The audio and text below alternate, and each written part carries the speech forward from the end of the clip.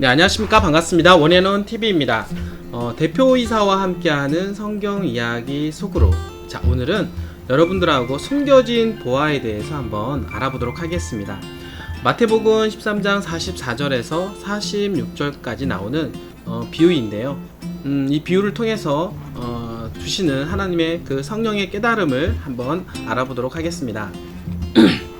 마태복음 13장 44절, 천국은 마치 밭에 감추인 보화와 같으니 사람이 이를 발견한 후에 숨겨두고 기뻐하여 돌아가서 자기의 소유를 다 팔아 그 밭을 샀느니라. 옛날에는요, 사람들이 그들의 보화를 땅속에 감추는 풍속이 있었다고 합니다. 왜냐하면 절도와 강도 사건이 많고 통치자가 바뀔 때마다 재산이 많은 사람에게 과중한 세금을 부과하는 일이 종종 있었기 때문이죠. 그뿐만 아니라 그 나라가 적군의 침입을 받아 약탈당할 위험이 있었기에 부자들은 저희의 재산을 보존하기 위하여 그것들을 숨겨두었다고 합니다. 그 당시에 땅은 재물을 감추어 두는데 가장 안전한 장소로 생각되었기 때문이죠. 그러나 때때로 감춰둔 장소를 잊어버려 주인이 사망하거나 감옥에 갇히거나 귀양살이를 가게 될 때 그가 애써 숨겨둔 재산은 그것을 발견한 운 좋은 사람에 의해 들어가게 되었습니다. 예수 그리스도 당시에도 묵은 밭에서 옛날의 화폐와 금은 장식품들이 발견되는 일이 종종 있었다고 합니다. 사람들이 경작할 땅을 빌려서 서로 그 밭을 갈 때 그 속에서 묻혀있던 보화가 드러나곤 하였습니다. 이러한 보화를 발견한 사람은 큰 재물을 얻을 수 있게 된 것을 알고 그 보화를 본래 감추었던 그 자리에 도로 묻어두고 집에 돌아가 그 보화가 묻힌 밭을 사려고 그가 가진 모든 것을 다 팝니다. 그의 가족과 이웃들은 그것을 보고 미쳤다라고 생각을 하죠. 그들은 아무리 보아도 그 묵은 밭에는 별로 가치가 없다라고 생각했기 때문이죠. 그러나 그는 그 밭을 잘 알고 밭에 감추인 보화를 알기에 그렇게 하는 것입니다. 그는 그 밭의 소유권을 넘겨받은 다음에 감추어진 보화를 찾으려고 그 밭을 샅샅이 뒤집니다. 예수님의 그 비유는 하늘 보화의 가치와 그것을 얻도록 드려야 할 노력을 설명하고 있는데요. 밭에서 보화를 발견한 사람은 그 감추어진 보화를 얻고자 자기에게 있는 모든 것을 다 내놓기를 주저하지 아니할 뿐만 아니라 어떠한 수고도 아끼지 아니하였습니다. 이처럼 하늘 보화를 찾는 사람도 진리의 보화를 얻고자 어떠한 수고도 너무 크다고 생각하지 않을 것이며 어떠한 큰 희생을 요구할지라도 그것을 너무 값비싼 것으로 생각지 않을 것입니다. 이 비유에서 보화가 감춰져 있는 밭은 성경을 상징하고 보화는 바로 복음을 의미합니다. 잠깐만요. 보화가 밭에 감추어졌다고 했는데 그럼 하나님께서 우리들에게 진리를 숨기셨다는 걸까요? 절대 아니겠죠? 하나님께서는 진리를 사람들에게 숨기지 않으십니다. 사람들이 자기가 하고 싶은 대로 행하기 때문에 그 진리가 저희에게 분명하지 않게 된 것 뿐입니다.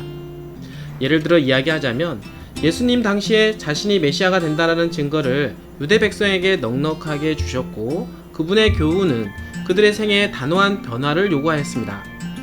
그들은 만일 그리스도를 받아들인다면 그들이 소중히 간직했던 처세법, 유전과 이기적이고 경건치 못한 습관을 버려야 한다는 것을 너무나도 잘 알았습니다. 유대의 선생들인 그 랍비들, 바리새인들 등은 구약을 믿는다고 말하지만 구약 성경에서 말하고 있는 그리스도에 대한 증거와 품성들은 받아들이지 않았습니다. 그들이 그리스도를 메시아로 인정하게 되면 반드시 회개해야 하고 그들의 선입견도 버리도록 요구될 것을 알았기 때문에 그렇게 하기를 두려워하였던 것이죠. 복음의 보호하시며 길이요 진리요 생명이시 그분께서 그들 가운데 계시지만 저희는 하늘이 주실 수 있는 최대한의 선물을 거절한 것입니다. 요한복음 12장 42절에는 이런 말씀이 있는데요. 관원 중에도 저를 믿는 자가 많되 바리새인들을 인하여 드러나게 말하지 못하니 이는 추례를 당할까 두려워함이라. 이들은 예수님이 하나님의 아들이 되심을 확신하고 믿었으나 그 사실을 고백하는 일은 그들의 야망에 맞지 않았습니다. 그들은 하늘 보화를 얻기보다는 세속적 보화를 얻기를 더 원했던 것이죠. 오늘날 사람들도 복음 대신에 세상 보화를 열심히 찾고 있습니다. 저희의 마음은 이기심과 야망에 대한 생각으로 가득 차 있습니다. 오늘날 우리들도 세상의 재물과 명예와 권세를 얻으려고 하나님의 계명보다 처세술과 유전과 사람의 제안을 더욱 존중합니다. 그러므로 하나님의 말씀의 보화가 이런 우리들에게는 숨겨져 있을 수밖에 없는 것이죠. 다음에 성경 말씀을 함께 읽어보도록 하겠습니다. 고린도전서 2장 14절. 육에 속한 사람은 하나님의 성령의 일을 받지 아니하나니 저희에게는 미련하게 보이며 또 깨닫지도 못하나니 이런 일은 영적으로야 분별함이라. 고린도후서 4장 3절 4절 말씀. 만일 우리 복음이 가리웠으면 망하는 자들에게 가리운 것이라. 그 중에 이 세상 신이 믿지 아니하는 자들의 마음을 혼미케 하여 그리스도의 영광의 복음의 광채가 비치지 못하게 함이니 그리스도는 하나님의 형상이니라. 우리도 예수님 당시 유대인들처럼 하나님의 말씀보다 내 생각, 내 야망을 따르는 위험 속에 빠질 수도 있습니다. 이런 위험에 빠지지 않기 위해서 우리는 항상 자신의 생각이 아닌 하나님의 말씀인 성경을 탐구해야 합니다. 금을 찾으려고 광부가 땅을 파듯이 하나님의 말씀을 탐구해야 하는 것이죠. 우리는 이 일에 자신의 애정과 모든 재능을 바쳐도 아깝지 않은 일입니다. 우리는 성경을 연구하기에 앞서 우리들의 선입견과 선천적이고 후천적인 사상을 모두 다 버려야 할 것입니다. 만일에 우리들 자신의 의견을 세우려고 성경을 연구한다면 결코 진리를 찾지 못할 것입니다. 또한 성경을 연구하는 중에 우리 마음에 찔림을 받거나 우리들의 지론과 들어맞지 않는 점을 발견하게 될지라도 그 진리를 자신의 의견에 맞도록 잘못 해석하지 말고 진리의 빛 그대로 받아들여야 될 것입니다. 말씀을 자신의 생각이 맞는다는 기반 하에 풀면 위험하죠. 마음의 문을 열어 자신의 해석이 아닌 하나님의 해석을 우리는 이해해야 할 것입니다.